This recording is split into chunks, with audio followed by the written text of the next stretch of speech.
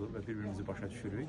Amma bəzi hallarda rus dilində də danışırıq. Yəni ki, bəzi olur, müvafiq terminoloji məsələlər olduğu təqdirdə.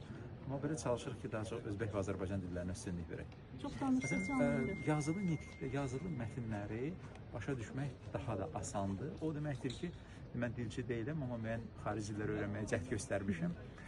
Tənəffüsü daha çox eşitdiyimiz təqdirdə, eşitməyə öyrəşdiyimiz daha çox təqdirdə daha asanlıqla qavramaq mümkündür. Onun üçün də bir qədər praktika lazımdır. Bir-birimizi çox eşitməliyik. Çox eşitməliyik, bəli.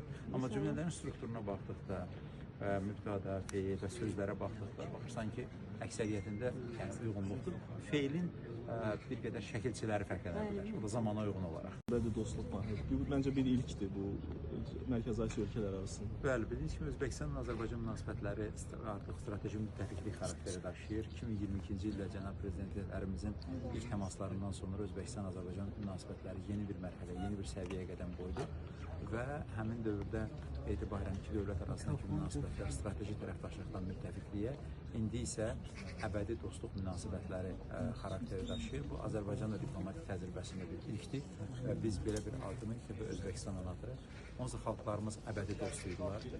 Azərbaycan və Özbəkistan tarixinə baxsaq, bizim aramızda o qədər bağlantılar var. Bunu hətta biz Əlişir Nəvainin əsərlərində və digər Özbək ədiblərin əsərlərində də biz görə bilərik və digər xalqlarımızı birləşdirən ədəbi əsərlərdə, dostluqda, münasibətlərdə və bundan da irəli gələrək xalqların iradəsindən, bu tariximizdən, ortaq tariximizdən, mədəni köklərimizdən irəli gələrək əbədi dostluq münasibətləri haqqında bu səfər çərçivəsində dövlət başçıları tərəfindən sənəd imzalanacaqdır. Başqa sözlə desək, yəni artıq de facto tarixi əsnada mövcud olan Azərbaycan-Özbəkistan əbədi dostluğu siyasi müstəvidə də əbədi dostluq xarakteri daşıyır.